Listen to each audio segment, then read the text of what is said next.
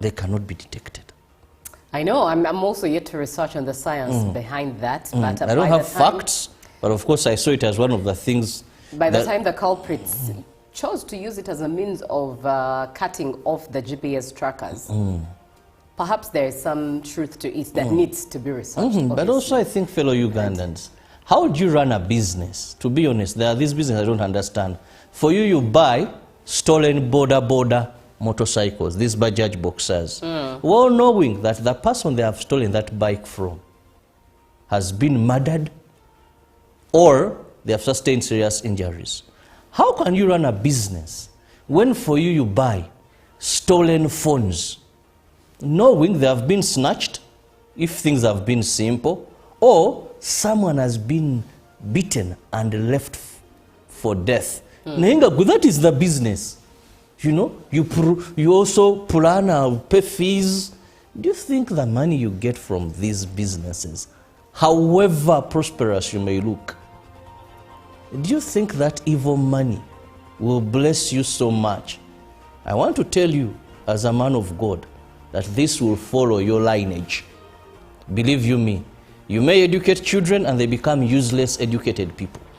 You may build those houses and at one time you find that someone claims and takes that property. So let's leave dirty money. Let's leave dirty money. Right, and indeed, as you sound that gong, Robert, I think it's a cry to all of us. I mean, even in the government, there are many people who are sitting in government officials and you're corrupt. You're swindling money every single day. Let them be corrupt, but that when you're knowing that this is blood money. Well, in the eyes of God, it's the same thing. For me, I want to be on earth. I want to be in the eyes of God. And unfortunately, you can't avoid that because it all begins with God, whether you want it or not. But anyways, in that same spirit, Robert, let's have a look at what updates we have this morning. Well, we begin with police. Police have issued stringent guidelines for transporting learners as schools prepare to break off for holiday. The guidelines are contained in a learner's safe transport checklist developed jointly by the Police, Ministry of Works and Transport, the Ministry of Education and Sports. All schools will start breaking off for second-term holiday beginning this week, with relevant authorities issuing guidelines to minimize accidents and death. Traffic spokesperson Michael Kananura told the weekly press briefing in Kampala that guidelines to stakeholders on the transportation of learners back home will ensure their safety.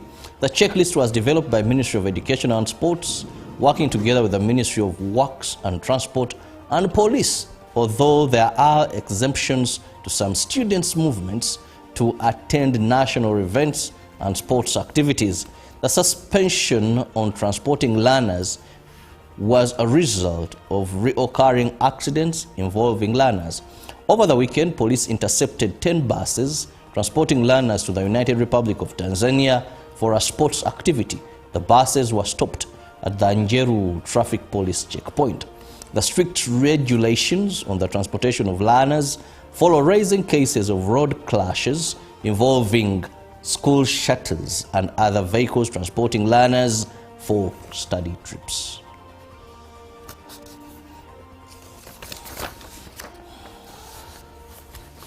The Muslim Parliamentary Caucus is concerned over the growing Islamophobia in Uganda. The caucus appeals to government and the Interreligious Council to address a growing backlash against the Islamic faith. The concern follows the circulation of an investigating video clip on social media in which one of the convicts in the murder of Susan Magala is heard claiming that the Quran permits killing of people. On August 5th, 2026, the High Court Criminal Division sentenced 2 people to death, including Hajara Nakandi and Buvumbo Musa Abbas, while 7 others were sentenced to natural life imprisonment over the murder of Susan Magara. Later, investigative video clips circulated on social media in which Nakandi is heard explaining to investigators how she allegedly believed the killing of the victim was religiously permitted under the Quran. Many Ugandans, shocked, seemed to condemn Islamic faith, while others rejected the interpretation of the Quran contained in the video. The chairperson, Muslim Parliamentary Caucus, Hassan Chirumira, said Islam condemns killing of innocent people. The legislators also argue that wearing Islamic attire does not automatically qualify an individual to interpret the Holy Quran. The MPs have also questioned how sensitive investigative material ended up on social media, where released such footage unfairly associated the religion with criminal acts. The caucus said it does not condone criminality and that individuals accused of wrongdoing should be held accountable for their actions. The legislators are now calling upon government and the Interreligious Council to intervene.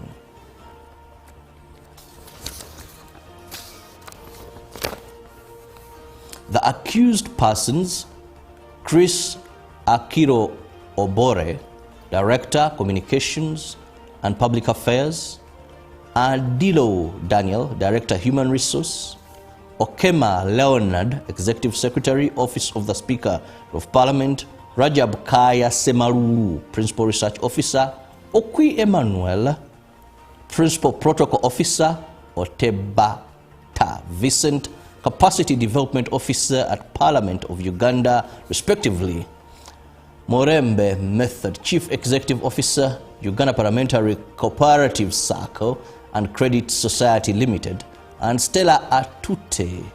Their accused appeared in court for mention of their case. Prosecution asked court to permit the accused and commit them to the High Court for full trial. Prosecution alleges that the 7 and others still at large during the period of 2023 to May 2026 in Parliament of Uganda, Kampala District received funds for donations and corporate social responsibility activities of Parliament of Uganda, but did not implement the activities, causing financial loss of shillings 27 billion.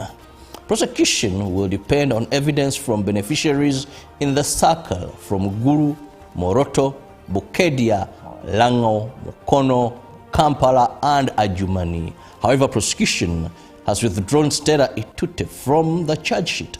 Since then, she has not surfaced. Last week, the same court issued a warrant of arrest against Stella upon sight by security operatives. The accused were after remanded to Ruzira prison until August 18th. Now, Julie, corporate responsibility of Parliament, 27 billion. Donations and corporate responsibility. Well, there's money in the house. Like I said, whatever monies that are swindled or played around with, be it murder, be it corruption. This money was going to be for donations. Right. But the tune of 27 billion. Billion, yeah, I know. And corporate social responsibility. Let me get my court ready. 20, 30? If that's your reason, 20, don't bother. 31? I won't even complain. I'm not going to steal the money, Nah. but I'm going to get the money that is there. Okay. Because it's there. I hope so. I really hope so. And serve Now, Ugandans. Very important at that. Robert, as a parent, I'm not so sure how you will feel about this story, but in my understanding as a parent who wants to raise children in the way of the Lord, I am not so sure what any other parent or African parent at that would think of your child. Imagine having your child aboard a flight and they refused to wear their seatbelt, and that flight is cancelled for not just yourself and that child, but for the whole plane, all passengers. How old was the child? It's what I'm yet to find out. But that reminds me of the recent stories. Have you watched the headmaster of St. Mary's Kisubi, who's frustrated by the children that they are being given, who really threaten these teachers that whatever you do, anyways, I'm going to Canada. So I'm not really paying a lot of heed to whatever we're studying, or I don't care, because at the end of the day, I'm going to Canada. But it also reminds me of a story, I read it in the New Vision yesterday, in a Mukono, where students were suspended or expelled from school, and parents joined the strike as to why their children were expelled. What was the reason? The reason was misbehavior, getting involved in drugs, and porn, getting involved in pornographic tendencies. So the school suspends these children, but the parents argue that these crimes were committed during the holidays and not during school time. So why suspend children who committed these crimes during the holidays and not at the school facility? How does the school get concerned if my child breaks off for holiday and the child is in my custody? Because at the end of the day, they know that they attend their school. It's like you doing anything away from UBC after work, and the cameras catch you. They'll say, "Chirabo, who You works are at brand UBC?" of UBC, but Same applies these to are that- people that under people. 18 years. You know, once in a lifetime, I was a victim of such. Not that bad habit. Right. We were in holidays. We chose as candidates to organize a party. We went to the beach, had a good time. Then when we come back after about 2 weeks, some cameraman had spotted us and he knew the headmaster. So he brings the pictures to the headmaster. Now he puts a show, go bring your parents. And one of us had parents who are very reasoning. So he said, but let me ask, during holidays, whose custody are children? In the hands of their Very parents. interesting. That is a conflict or a state of quagmire. But in Canada, there's a flight that was cancelled. And it's a cancellation of a flight in Canada after a child refused to wear their seatbelt. And this has reignited a debate about the etiquette and safety procedures relating to children traveling on planes. The Porter Airlines flight, which was preparing to depart from Victoria to Toronto on 6th August, had to return to the terminal as a young child was standing in their seat and would not secure their seatbelt. Look at the issue. The airline said the delay meant the flight could not depart before the runway closed after midnight, so passengers had to be rebooked on a flight the following day. The incident has split opinion about how children should be treated in such situations and how airlines should respond. Regarding the child's behavior, Porter Airlines said attempts by the accompanying parent and crew to address this were unsuccessful, and the aircraft could not take off in these unsafe conditions, so the crew elected to return to the terminal and have the 2 passengers disembark. It added, very interesting at that, but I cannot imagine that age not being the obedient. I just didn't. That's why I asked in the beginning what age. That is a. It looks like she's a 3-year-old. Three-year-old. That one you thereabout. just give a fainting slap for a minute. I don't think beating sometimes solves the situation. No, but you see, when by a the child- time they are that age, you ought to have done the work before they are at that stage. You know, there are By times. the time they do it, it also shows There are you times as a your parent, failures. Julie, that you must fight embarrassment. Now that is embarrassment. But by the time they do that, at age 0, 1, 2, there are things you're not doing. Just reminds me, we had So parents whatever you do, it won't who solve just it. look at you. Your mother looks at you. And you People are organize there, you're yourself. jumping around. He looks at you. And you're organized. Then I had a very notorious father. This is what he would do. You misbehave if the function is here. Just outside the gate of UBC, he will park the car, remove his belt, Belt, oh my goodness. and whip you thorough. I should say that parents who raised millennials also left a lot of PTSD, because perhaps that's one of the reasons why. Oh, that one.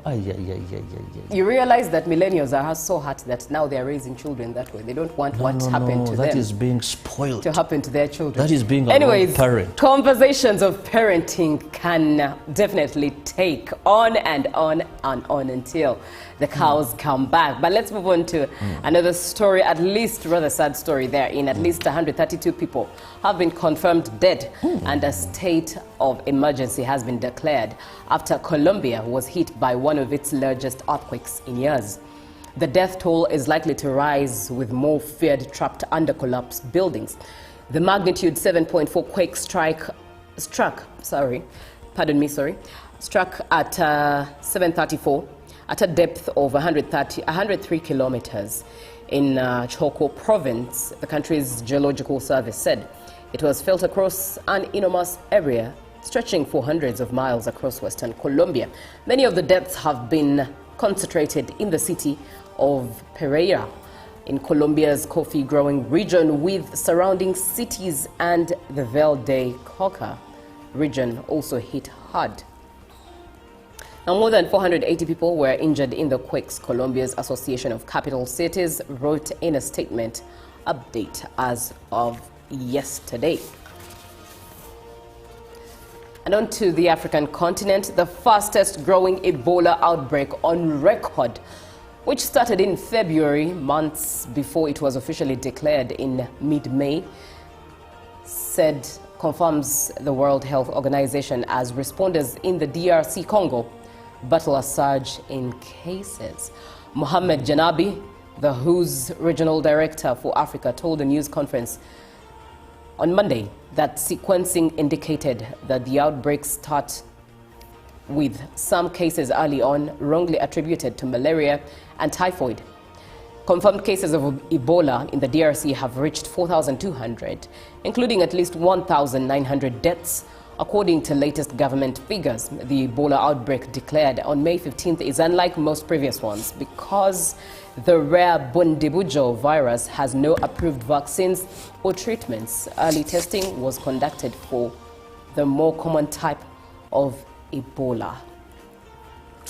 Now, that's a sad one going on in the DR Congo, something that... We sent doctors. We continue to pray for them and hope that our strategy of Uganda that has over the years given us international recognition in fighting such diseases works for our brothers and sisters in Congo. Indeed. Robert, what headlines does the New Vision carry this morning? Now, URA extends IFRIS to real estate. We need to tax and grow our coffers wherever tax is worthy. Then more bushwalk comrades retire. Now here, let me have a look at them. Most prominent, General Edward Katumba Wamala. A faithful servant is coming 47 home. years of service. We have Lieutenant General Charles Otema Awanyi. We have Major General Leopard Chanja and Major General Abel Kandiho. Now these are coming home.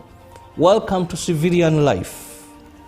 Now we have Chris Obore, co-accused, committed to High Court.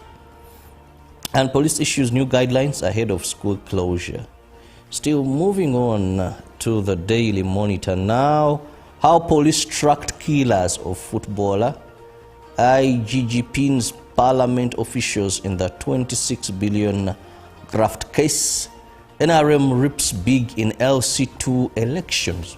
Oh, it was not only LC1, but of course I think it was more automatic. If you have the majority at LC1, then you're going to have the majority at LC2. Still in the Daily Monitor, we have here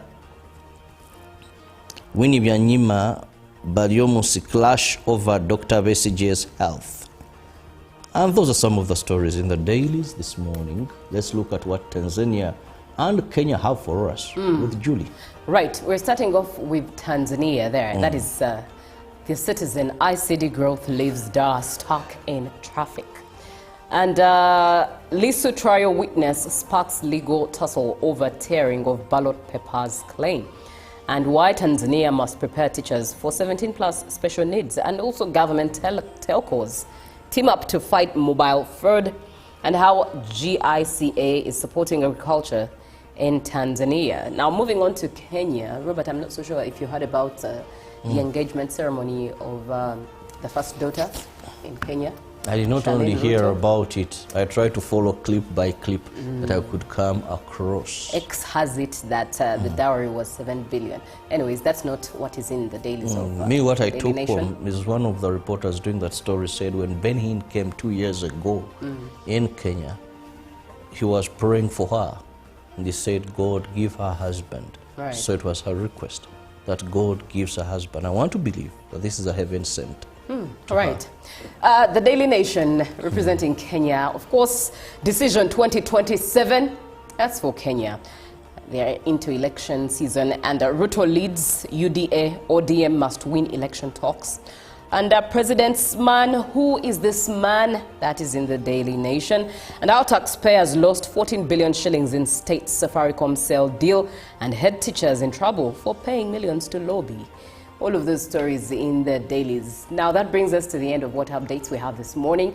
Let's have a short break. When we get back, it's another conversation. Just make sure that you save the number 0709-602-592. That is the best way possible to be part of the show. But hey, you can also follow us on X at UBCTV Uganda. And the hashtag for this morning's conversation and the whole show altogether is hashtag UBCGMU. Good morning. Live from UBC Studios in Kampala, this is Good Morning Uganda.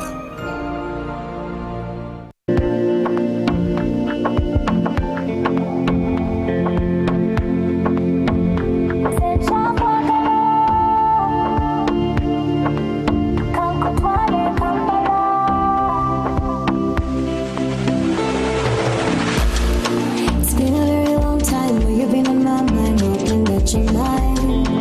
Even when you're offline, I'll be waiting online, waiting on reply. Why you give me something to know?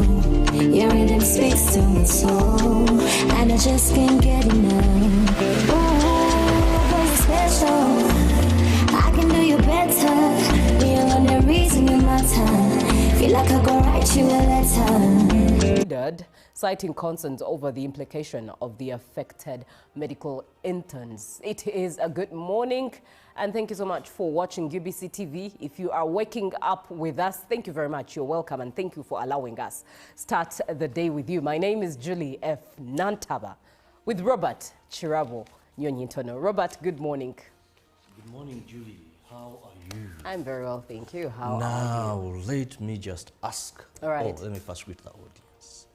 Good morning, and thank you so much for waking up with us this lovely Tuesday. It is the day that the Lord has made. We rejoice and be glad in it with a positive mindset. The sky is the limit.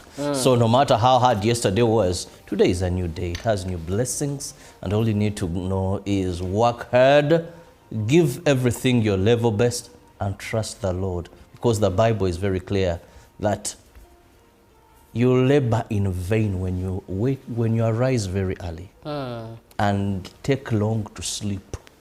Because if the Lord has not guarded the city, those that guard it guard in vain. Right. So in whatever you do, put God first.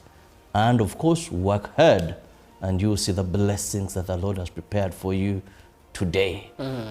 Now, Julie, so much is happening in the country. Yesterday I was impressed by investigations into the death of SC Villa team captain, where police at least was showing some bit of what they have been able to find out so far. People who have been arrested. And I wasn't a friend of iPhones, but I think soon I'm leaving the brand I'm holding to switch to, because I've noticed in many crimes where the victims had iPhones, it seems it's easy to track and find where they are. However, there is something I saw that I'm yet to justify after research, that even them, when they are wrapped in a foil, they cannot be detected. I know, I'm also yet to research on the side. On UBC.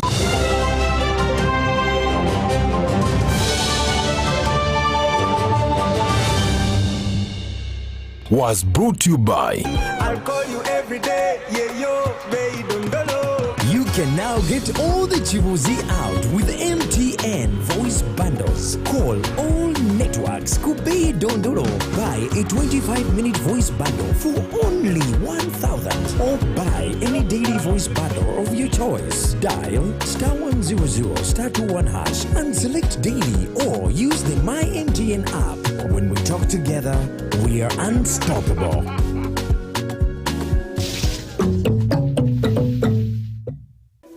In a nation hungry for truth, a world where every story matters, there exists a beacon of trust and reliability. For decades, they've been our voice and our window to the world, holding the mirror of our history. With 4 TV stations and 11 radio channels spanning 27 languages, they stand as guardians of information, defenders of truth. With Mascari Heritage Advantage, they uphold every citizen's right to reliable and free information. Their archive stories shaped our past and illuminate our present. Yet now, as new challenges arise and the world evolves, their mission faces its greatest test yet. Be part of our journey and let's navigate the unknown, uncover the untold, and safeguard our future together. Tune into your public broadcaster, for it is the intersection of trust and truth. Because to UBC, your story, and every voice matters. UBC, inspiring Uganda. Live from UBC Studios in Kampala, this is Good Morning Uganda.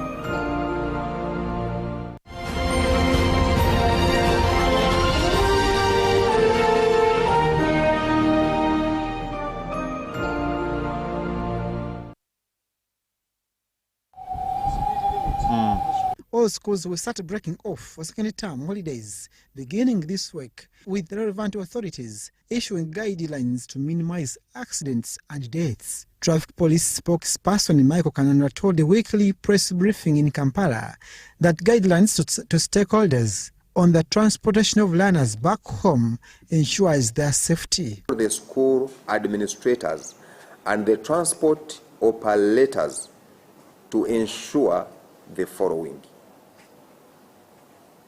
1. Buses to be used in such circumstances must obtain the necessary permission from the Ministry of Works and Transport, where they will be operating outside their usual authorized routes. We all know that these buses, especially the PSV buses, have route charts they operate on. So if they are to violate that and go for these children or students, they must have that clearance from the Ministry of Works and Transport. They must also have valid inspection reports and comply with all the applicable inspection requirements. School transport journeys must be undertaken within the permitted travel period, and that is from 6 a.m. and 6 p.m. Beyond that, we will not allow any bus transporting students to move. We shall park them till the time that is recommended for them to move. The checklist was developed by Ministry of Education and Sports, working together with the Ministry of Works and Transport and Police, although there are exemptions to some students' movements to attend national events and sports activities. The only exemption we have given as a ministry is for pre-arranged trips for music, dance and drama competitions, sports competitions, and health placements for health training institutions, because these trainees move from their locations to the health facilities. But those ones, we are clearly working with the Uganda Police Force. We've come up with a checklist. We simply pass it on to the school and say, yes, you want to do this, but meet these checklist requirements in the meantime. The suspension on transporting learners was a result of recurring accidents involving learners. We are also requiring for mandatory vehicle inspection. Vehicle inspection undertaken by the Ministry of Works, working with the Uganda Police Force under the Inspectorate of Vehicles. You will not be allowed to transport learners if your vehicle does not have the mandatory clearance, and that is a minimum requirement in the checklist. We are asking that every student or pupil who boards a bus or means of land transport must be on the list, a pre-approved list, and it will be provided to the police. so that at any one time we should know which children or students have boarded a means of transport for a study tour or trip. Over the weekend, police intercepted 10 buses transporting learners to the United Republic of Tanzania for a sports activity. The buses were stopped at the Anjeru traffic police checkpoint. 6 buses that were intercepted belong to Gombe Secondary School, Seroma Christian High School, Nabisunsa Girls Secondary School, St. Cyprian High School, Chabakade, Light College Katkam, and Katkam SDA Secondary School. The enforcement exercise established various violations that included expired badges, driving without badges, driving out of class, and some buses did not have PSV nor PMO. The strict regulations on the transportation of learners follow rising cases of road crashes involving school shuttles and other vehicles transporting learners for study trips. Abdunasele Lobwama and Joseph Golola for UBC. All right. Thank you very much, Abdunasele Lobwama, for that story. As police has issued new guidelines ahead of school closure, and be part of the conversation, 0709-602592. What does that mean? It means that it's time for The Real on Good Morning Uganda, where we get to share our 2 cents on different conversations and topics. And this time around, it's indeed on the guidelines issued by police ahead of school closure. Share your views on the recent police guidelines on child safety as students break off for holidays. And just to look at a bit of the backgrounds, first and foremost, on a light note, amongst the 6 schools that whose buses were impounded, mine was also there, the school I attended. That's rather interesting. But anyways, away from that, some of the guidelines that have been, or the checklists that have been put across by the police, it's the fact that in case a bus is used to transport students from school to their homes, they must have valid permission from the Ministry of Works and Transport to do that duty. But also, they ought to have valid inspection reports therein, and school journeys are strictly from 6 a.m. to 6 p.m. Between that time. Anything before 6 a.m. and anything after 6 p.m. is illegal, and one is advised to stay put until the following day of the very same hours. These checklists were developed by the Ministry of Education and Sports in partnership with the Ministry of Works and the police therein. Robert, as a parent, allow me ask for your 2 cents on these checklists. Do you think they are efficient? They'll have effect? Do you think it's just a reaction, not a response, but a reaction, a panic reaction to what recently happened last month? Do you think it needed more time and more checklists? The checklist should have been longer, but also more practical. Well, thank you, Julie, and I want to thank Ministry of Education and Sports, Ministry of Works and Transport, Uganda Police Force for coming up with these guidelines. Right. Now, I must say, Uganda, we are good at regulation.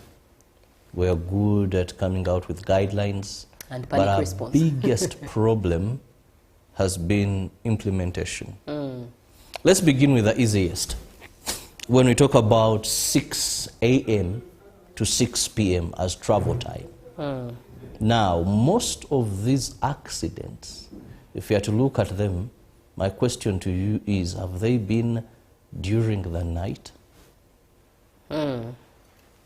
Yes, we've had quite a number of them during the night.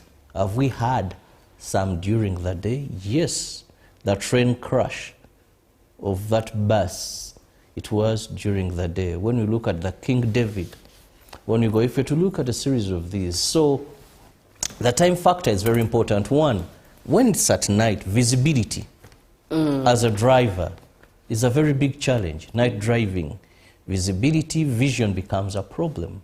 But also night driving. Many of these drivers, they are tired and worn out. And there are many chances of sleep driving. By the time the driver wakes up, how would you tell me at 2 p.m., at 2 a.m., you are driving school children? If you remember the tragedy that happened at school in Machindi. You know, how would you tell me that at 1, park, rest, resume your journey? I think this is a very good step. One of the measures I'm looking at for me is that avoiding night driving, transporting school children, begin as early as 6. Right. You'd get your destination or a safer place to have them rest. So I want to commend that. But practicability comes in. Julie, first of all, I want to commend all the good traffic police officers. Thank you for the good work. But also within the same department of police, we have habitual corrupt police officers.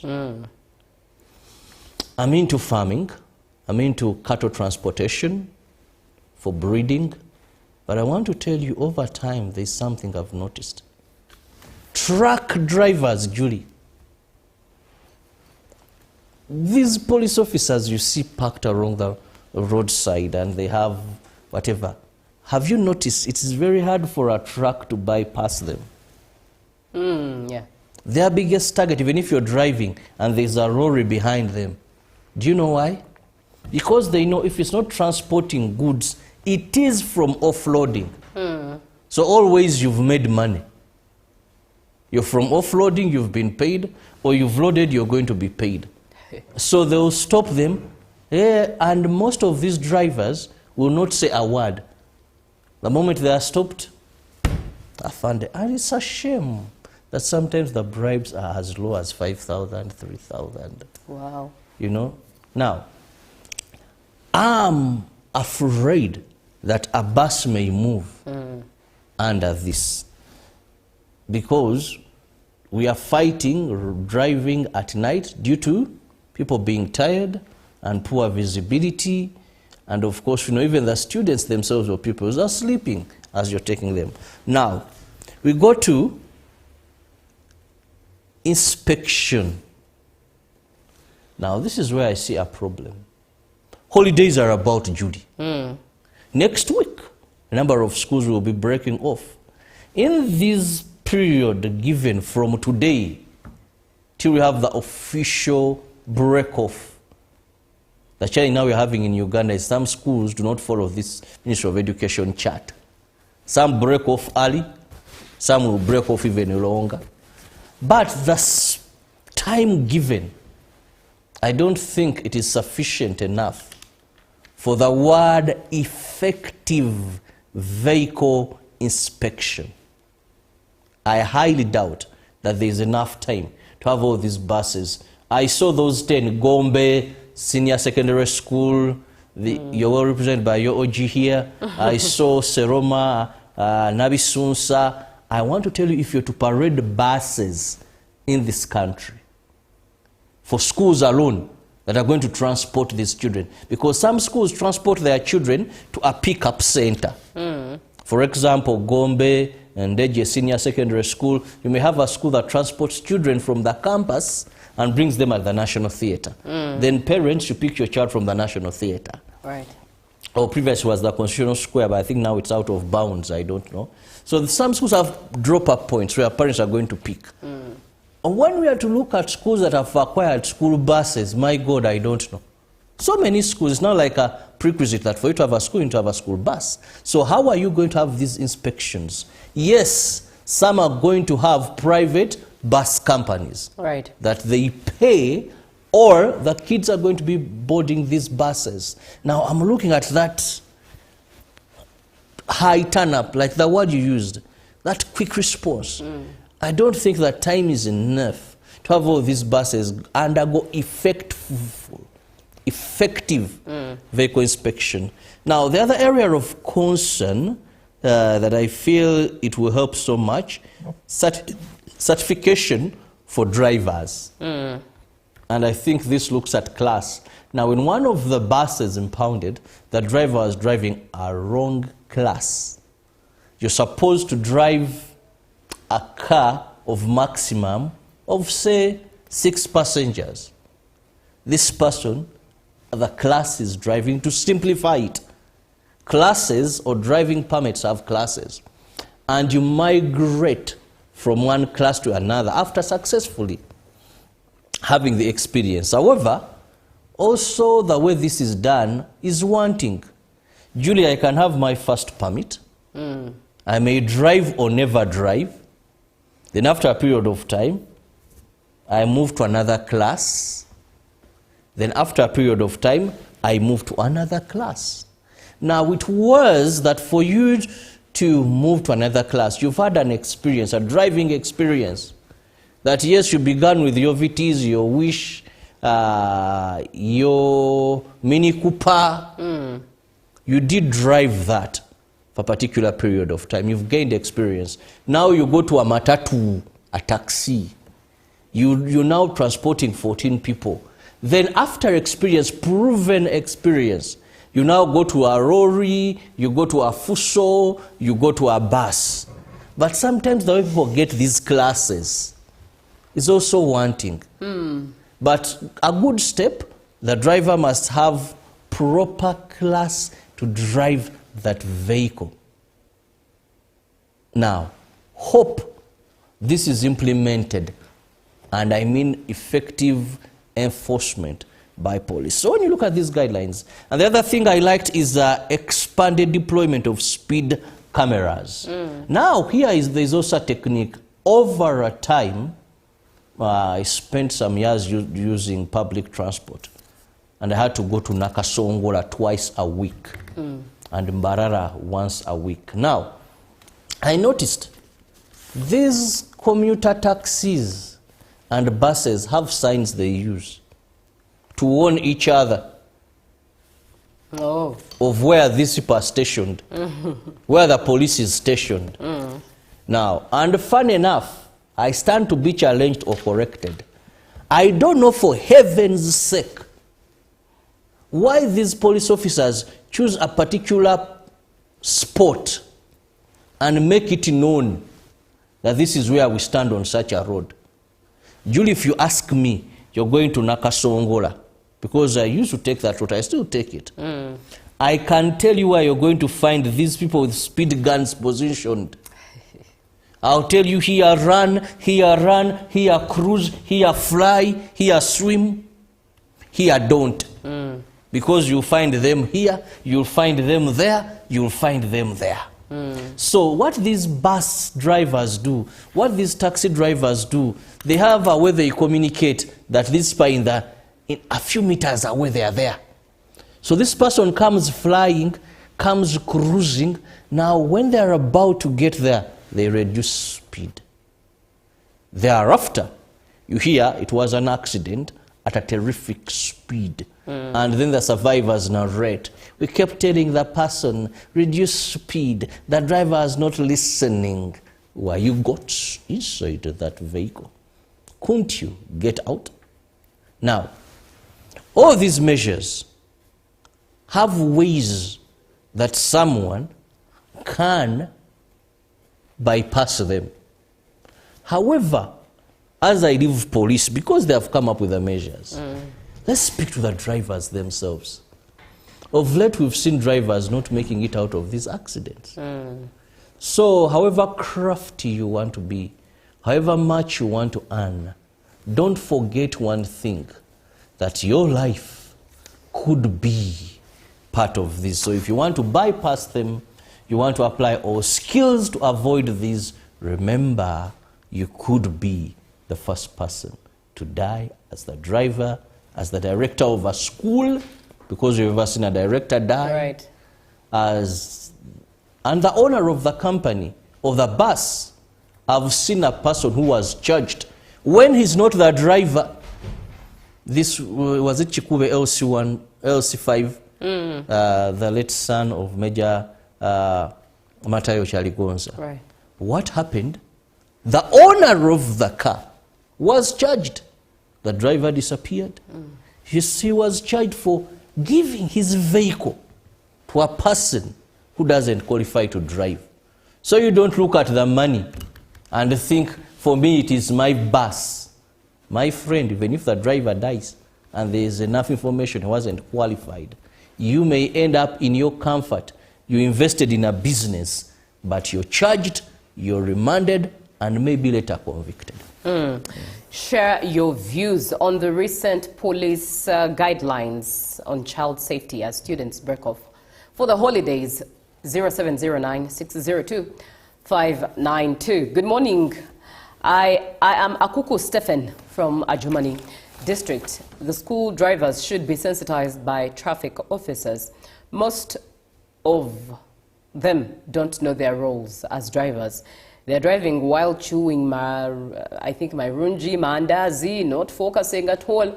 These things should be taught to them. Question is, have they attended driving school? One of the things, Robert, if you ask me, that one of the advantages of learning how to drive from a driving school is there is more you learn away from manning that machine. You learn the why. Many drivers are on the roads manning that machine, but they don't know why we do what we do.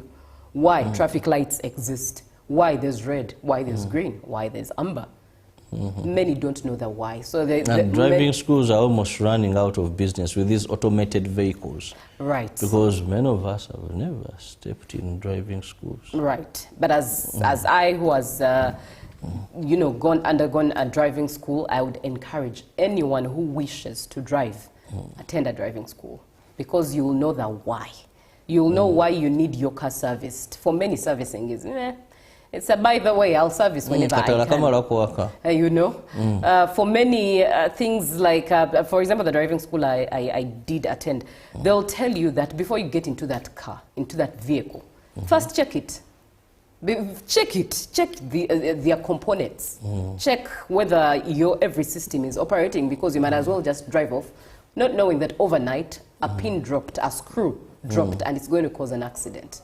But this is knowledge that many people don't know and find it useless to know. Yet knowledge sounds simple, but knowledge could save us from the accidents that we have. Statistics, according to the 2025 annual police report, show that 26,044 accidents were recorded in the year 2025.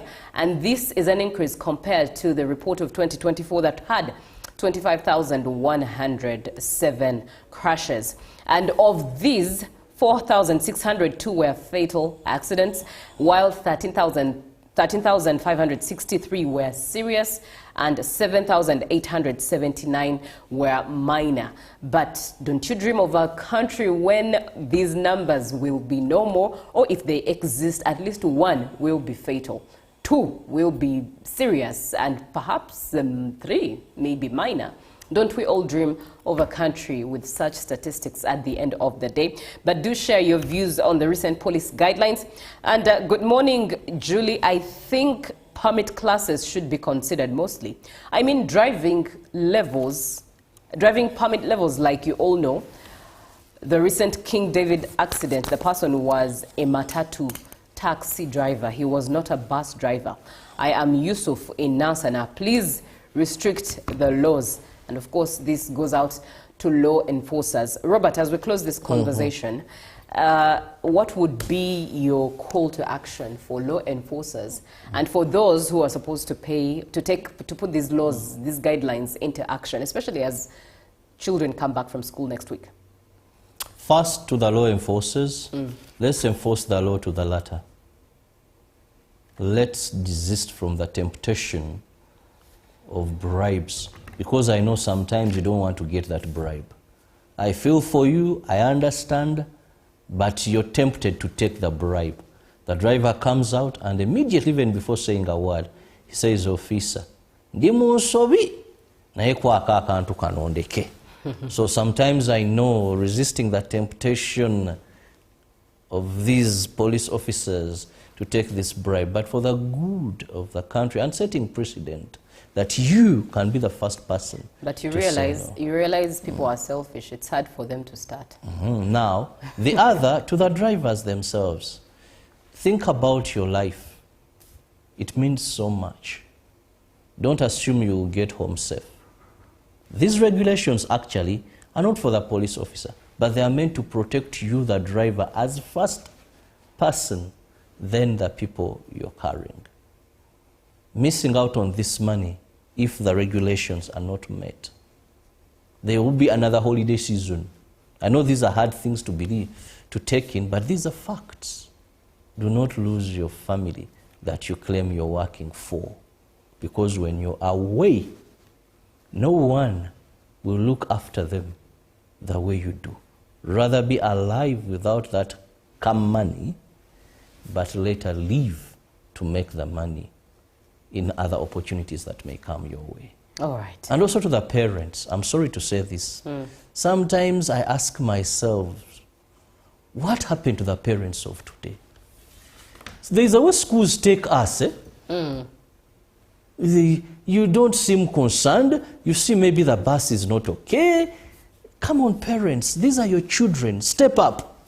Ask, okay, our kids are coming home. How are they coming home? Your kids are picked every morning by a school shutter. That even is staggering. You pay a lot of money for this van. You pay, but now which van you're chiraba? Right. There's one that passed me in the morning. And I asked, how do you pick my child in this ganya? And I tell my child to enter this van. No. I will stealthily go to police and report if I don't want war with the school and ensure they are nabbed.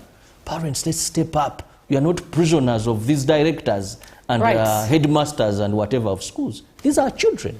Indeed, obviously so. Parents should start the policing, because at the end of the day, it's your child's life at stake and it's you at loss. You cannot afford to lose that baby that you carried, you have fathered from the time that they were born. Let me close it with comments that are coming through from Katwesi J. Johnson, who is in Kabowa. Good morning. Setting up guidelines is not a problem, but all these challenges are mostly because or brought about by the poor status of the economy. Secondly, the government has not done enough to sensitize the population properly. Let everyone be a responsible citizen, caring about himself and others' lives for the betterness of our living. And finally, good morning. Rules and regulations plus regular issued policies, but the accidents continue to happen. Why? Because the implementers are good at abusing them. Waswatadeo in Ziritwaula in Ngoma. Thank you so much for being on the show. Up next is GMU Tourism Express. We are talking Miss Tourism 2026. Be part of it.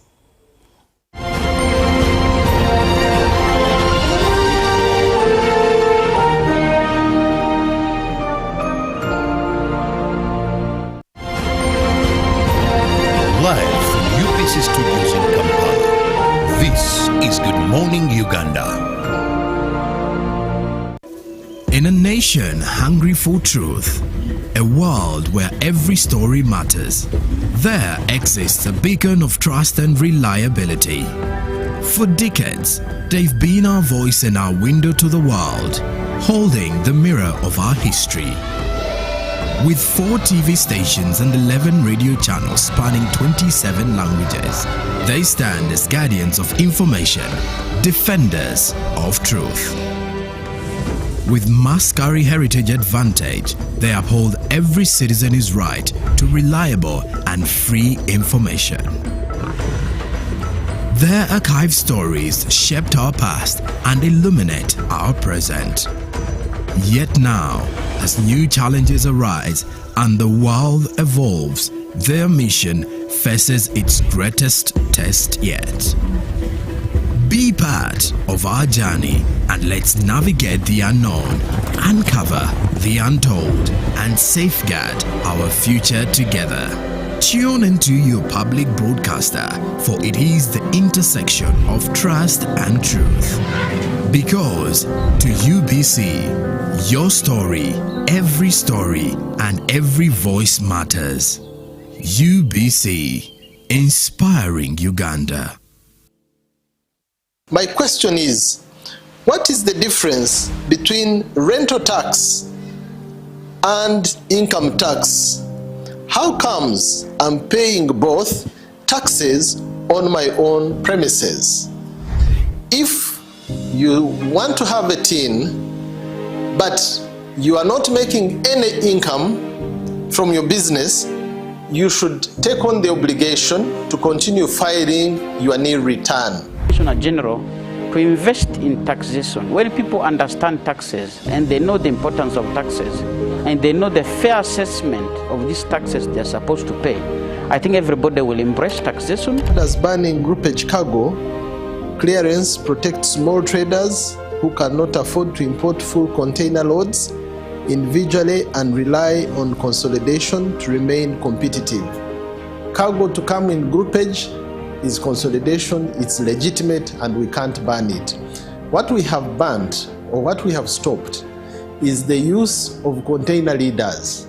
Now, Fiona, the good news I have for you is that among the new tax proposals, Now you can get direct answers. Send your tax-related questions via WhatsApp or SMS to 0790-141-887 and the Commissioner General of URA, John Musinguzi, will personally address them. Tune in to UBC News Tonight every Monday and Wednesday for expert insights and clear explanations. Buza Commissioner.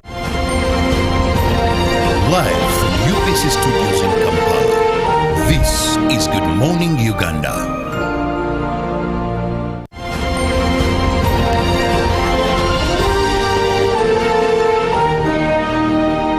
Brought to you by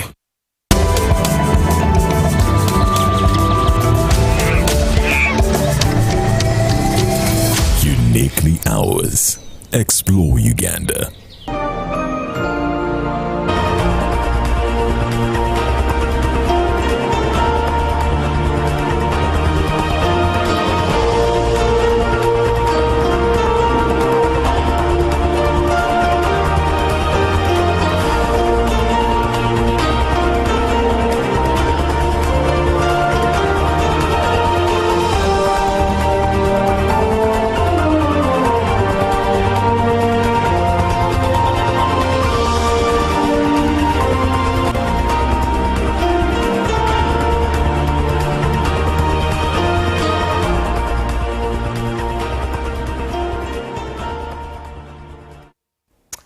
Good morning, Uganda. Thank you so much for watching UBC TV. It's time for GMU Tourism Express, and we're talking about Miss Tourism 2026, a pageant that has garnered its respect and honor on the heart of Uganda, given the fact that it is selling Uganda. It's always telling the story of Uganda from the different cultures that we are, the color that Uganda is, and ultimately selling it to the rest of the world. In studio with me is Sania Mosasizi. She is the PRO Miss Tourism Uganda, and we're looking forward to the grand finale, which is in September at the Kampala Serena Hotel. But ask that question, 0709-602592, especially if you want to know what exactly does Miss Tourism mean, what's in it for you.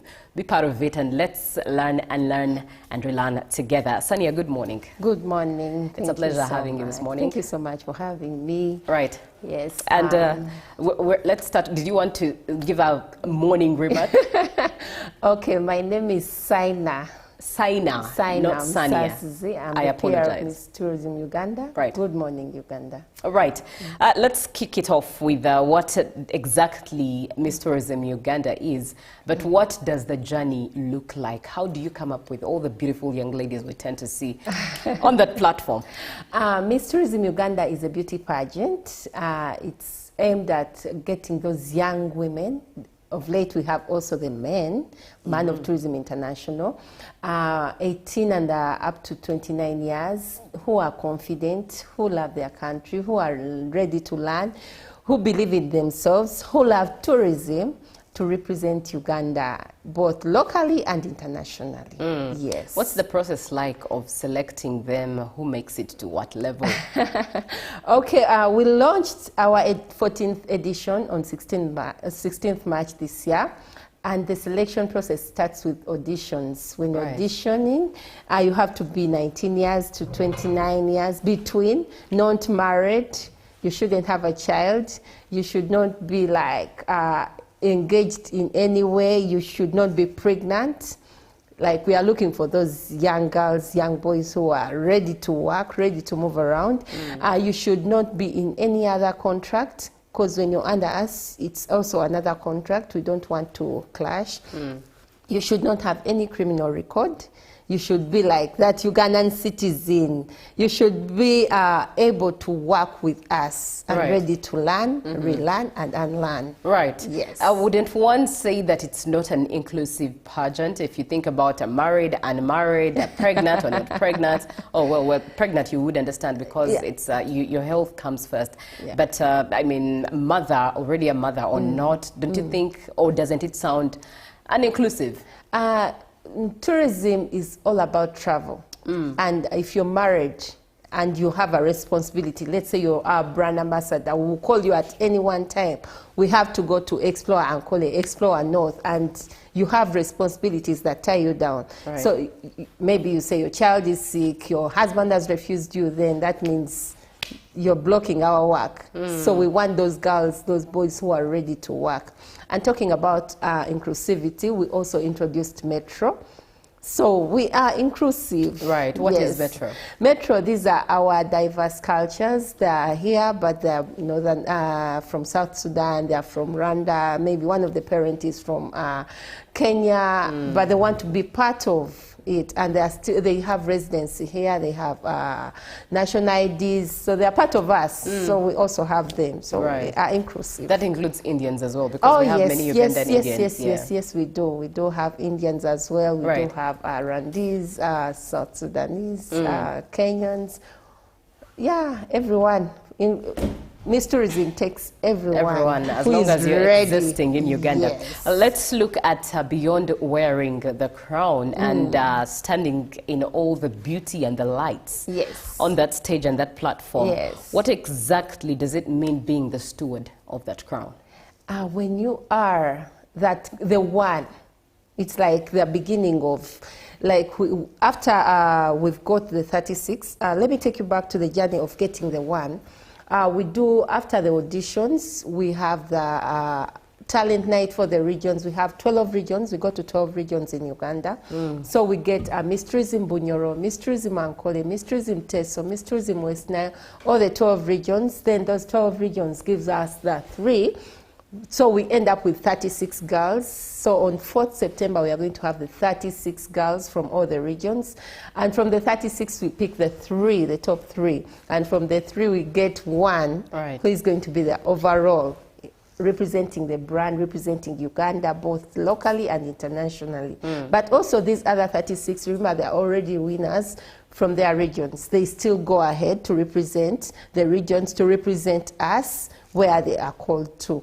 So when you are crowned the winner, first of all, you're representing Miss Tourism as a brand, Miss Tourism as a company, Miss Tourism as a tourism industry, as part of the tourism industry. Then you're representing Uganda, both locally and internationally.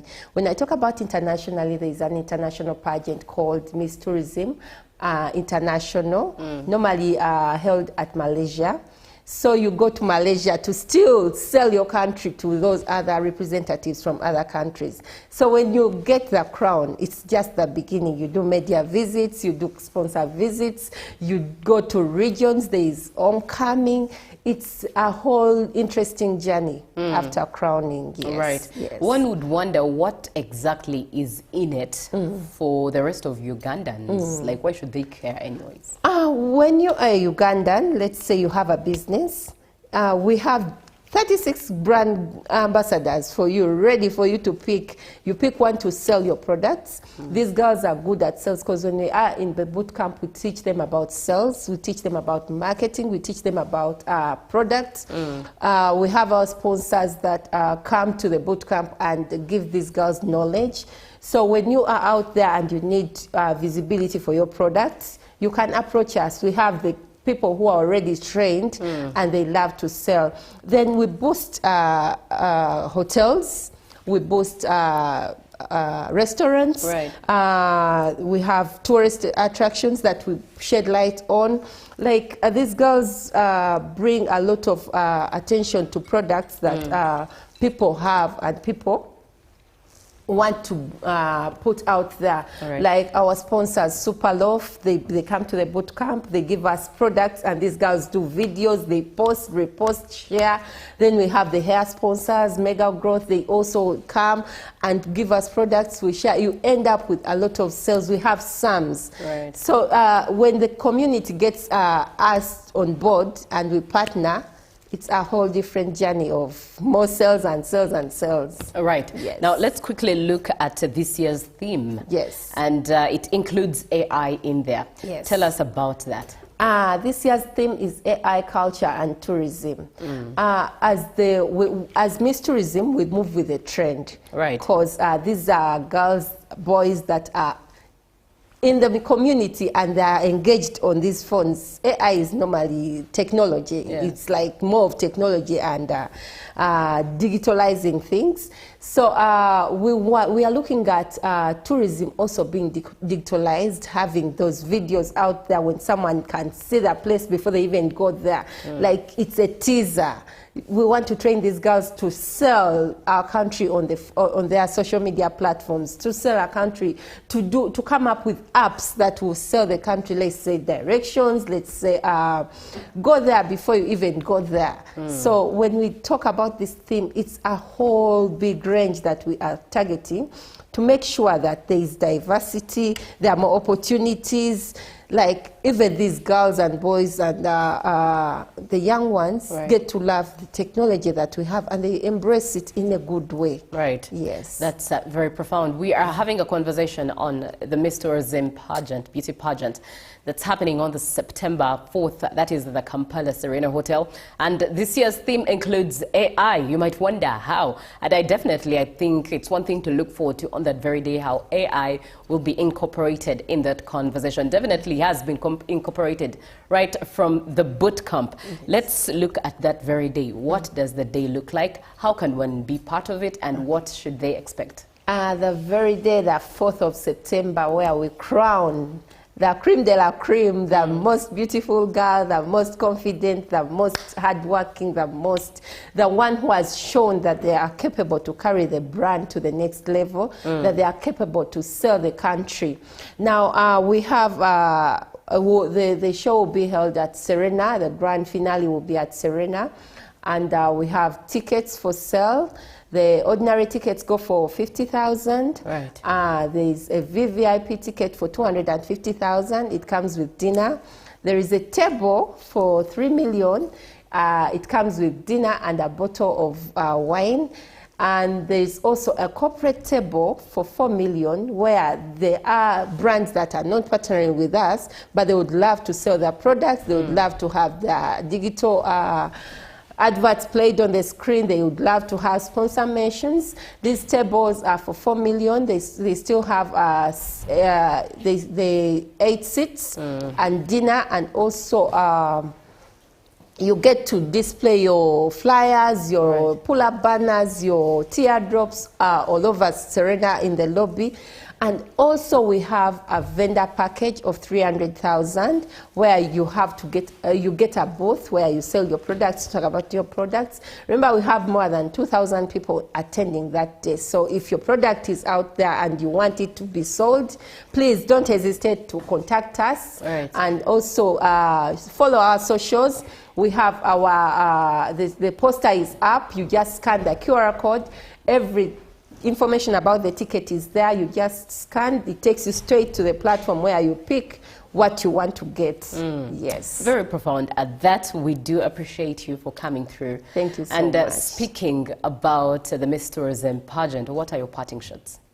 Your final remarks? My final remarks is the parents out there, if your girl is participating, the families, if you have anyone participating in the Miss Tourism pageant, please support them. The links for voting are already out for the Man of Tourism, but also the girls, Miss Tourism girls, the link will be out. Vote for them, support them, call them if it's financial support, if it's emotional support. Please join them as they go to the journey, as they enjoy and learn and relearn. And also, please be there on the grand finale. We have the talent night on the 30th. at Botanical Gardens. It's open for the public. Please come and see. These girls have talent. There's also unveiling on the 16th at Serena Hotel. Come and be part of us and enjoy this journey with us. Right. Thank you. Thank you so much for coming through. And that brings us to the end of this morning's Tourism Express. Up next is Business with Robert Chirabo Nyonyintona. Good morning. Whew, thank you.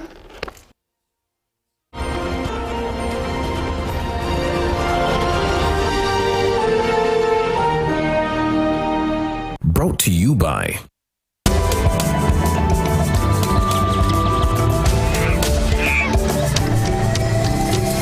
Uniquely Ours. Explore Uganda.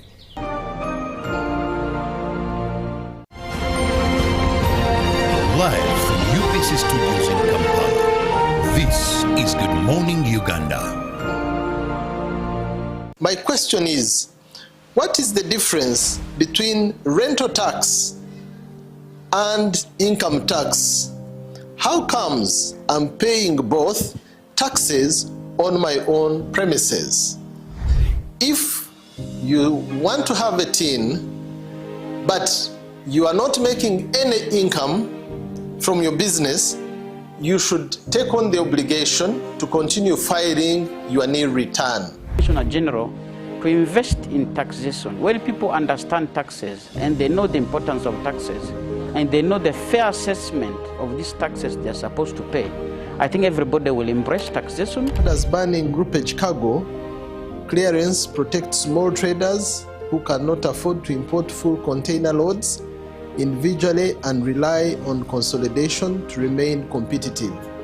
Cargo to come in groupage is consolidation, it's legitimate, and we can't ban it. What we have banned, or what we have stopped, is the use of container leaders. Now, Fiona, the good news I have for you is that among the new tax proposals,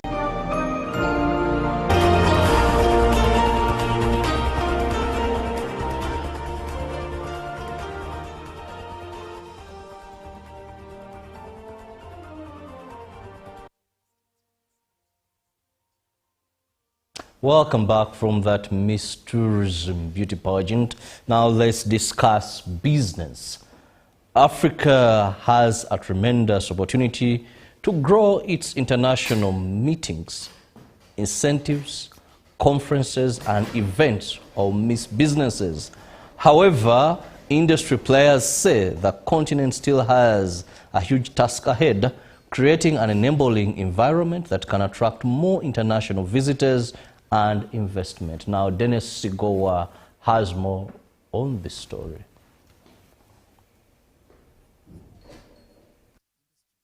Continues to face challenges ranging from visa restrictions and ease of entry and departure to inadequate airport infrastructure. Industry players are also calling for improved regional connectivity, easier travel within Africa, and greater implementation of the Open Skies policy to facilitate movement and boost tourism and business travel. We need to create in each country enabling environment, starting from when you enter the country through visa structure, through road infrastructure, time of travel, to facilities to accommodate very large number of customers coming in. What happens is when there's a shortfall of customers, most brands start competing on price. Now that is very dangerous because we dilute our average room rates and ADRs, and in the end we suffer because we cannot renovate our properties because we don't have enough income to do that. With over 20 years of operations in Uganda, Serena Hotel's Kampala property is among the country's long-established high-end hotel facilities. But over the years, new international and local brands have entered the market, intensifying competition. We welcome them because competition is healthy. It keeps you on your toes, it makes you innovative, it makes you find ways to become lean and competitive to face the competition.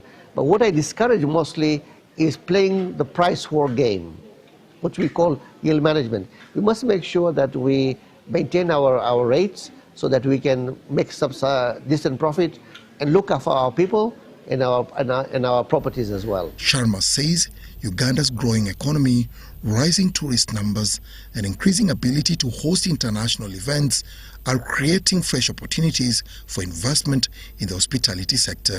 Yeah, we traveled like 13 hours in a car from Entebbe to here. In Uganda, we are looking at a couple of opportunities right now at Queen Elizabeth Park and Bwindi. So we hope to expand our tourism in Uganda. And in the region, we've been invited places like South Sudan, Somalia and other places, but security becomes an issue.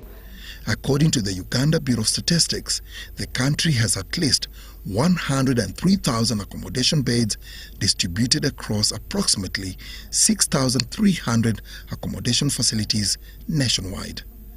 Dennis Igoa for UBC.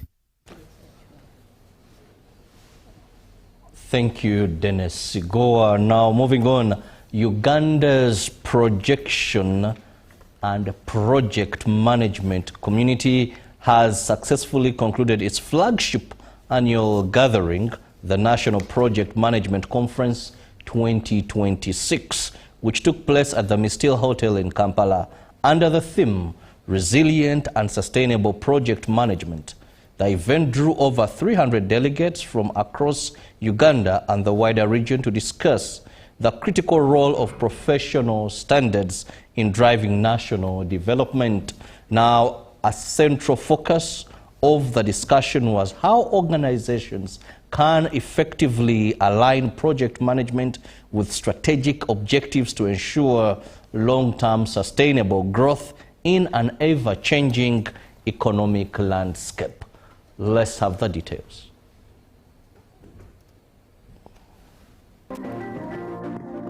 And I emphasize the need of project design. First of all, project identification. What do you need a project for? What gap is it filling that government funding, for example, has not, provided for? Then the design of these projects. Sometimes projects design is not taken seriously, and then it affects the actual implementation. You have to make sure that you have a plan, a multi-year plan. If the project is going to take 3 years, you have to make sure that the budget, they call it MTF, will have to accommodate that. This financial year, next financial year, and the other financial year. If money is diverted, for example, you remember when Uganda got COVID-19, we had to cut budgets. We had to cut budgets from ministries anyhow to save lives. And there are projects which were affected. So government realized it, and these days I think there are projects which are saved from being, affected from such acts of budget cuts. When you look at Uganda's perspective, we've had lots of delays based on the reports from the Minister of Finance regarding project execution. We get projects that delay in terms of time, cost overruns, and scope creep. So what we look at as project managers is to work with government entities, with private entities, to see how we can make sure that these issues are fixed. Project managers are skilled and trained to make sure that they have the capacity to handle these projects. We know projects are the key in the national development plans that are being executed. So when we execute them well, then as a country we are growing and developing. Implementation of these projects comes in with very many challenges.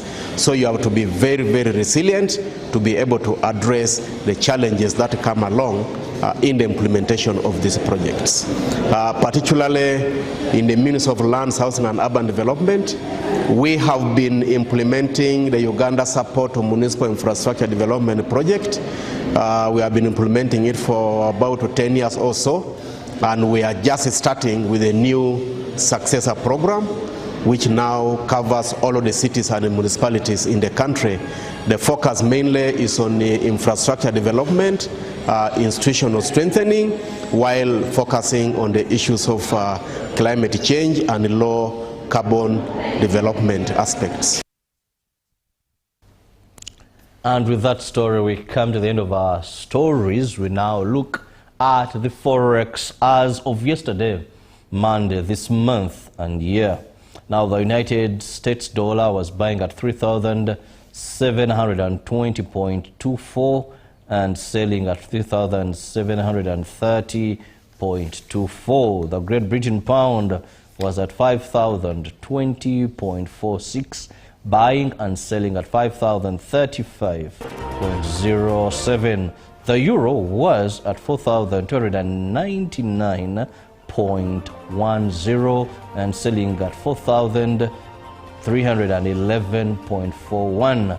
The Kenyan shilling was at 28.72, buying and selling 28.84. Moving to the Tanzanian shilling, buying was at 1.39 and selling 1.42. The Rwandan franc was at 2.52, buying, selling at 2.54. Now, if you're going to do business, Forex, that is as of yesterday. And now we go for a break. Julie will be back with Good Morning Uganda agenda. And in the next hour, I'll return with the extra. Keep it with us.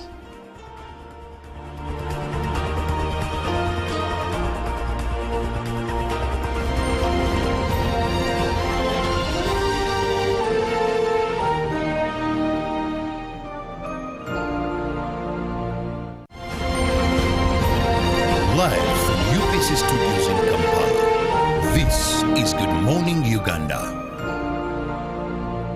Pick of the day on UBC.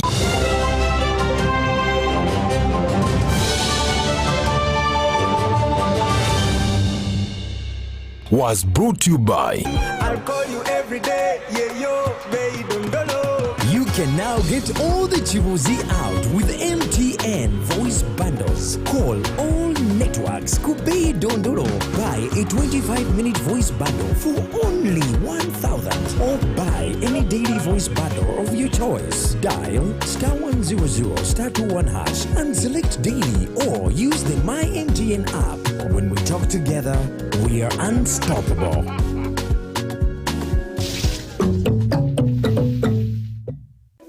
In a nation hungry for truth, a world where every story matters, there exists a beacon of trust and reliability.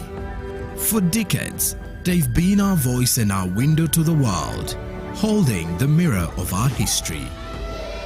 With 4 TV stations and 11 radio channels spanning 27 languages, they stand as guardians of information, defenders of truth. With Mascari Heritage Advantage, they uphold every citizen's right to reliable and free information. Their archived stories shaped our past and illuminate our present. Yet now, as new challenges arise and the world evolves, their mission faces its greatest test yet. Be part of our journey and let's navigate the unknown, uncover the untold, and safeguard our future together. Tune into your public broadcaster, for it is the intersection of trust and truth. Because to UBC, your story, every story, and every voice matters. UBC, inspiring Uganda. My question is, what is the difference between rental tax and income tax? How comes I'm paying both taxes on my own premises? If you want to have a tin, but you are not making any income from your business, you should take on the obligation to continue filing your nil return. Commissioner General, to invest in taxation. When people understand taxes and they know the importance of taxes and they know the fair assessment of these taxes they're supposed to pay, I think everybody will embrace taxation. As banning groupage cargo, clearance protects small traders who cannot afford to import full container loads individually and rely on consolidation to remain competitive.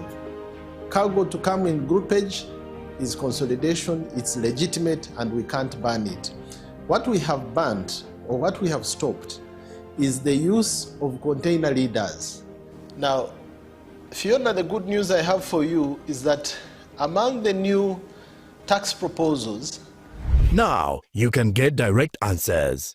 Send your tax-related questions via WhatsApp or SMS to 0790-141-887 and the Commissioner General of URA, John Musinguzi, will personally address them. Tune in to UBC News Tonight every Monday and Wednesday for expert insights and clear explanations. Booza Commissioner. Juko. Yo. Check the shopping, man. What's your secret? Haven't you heard of the parish development model PDM? Yes, I did, but I thought it was just a talk. No, it is real. I and a few friends together formed a circle, accessed money from the PDM, invested in a poultry project, and now things are moving. Juko. I thought I was one of your friends. You are. But you left me behind. I didn't leave you in poverty. What you do, just visit your LC2 chairperson and your parish chief and start the process of economic transformation. Just like that. The parish development model is an initiative from the government of Uganda through the Ministry of Local Government designed to transform all lives of Ugandans for the better. PDM, my parish, my development, my life. Live from UBC Studios in Kampala, this is Good Morning Uganda.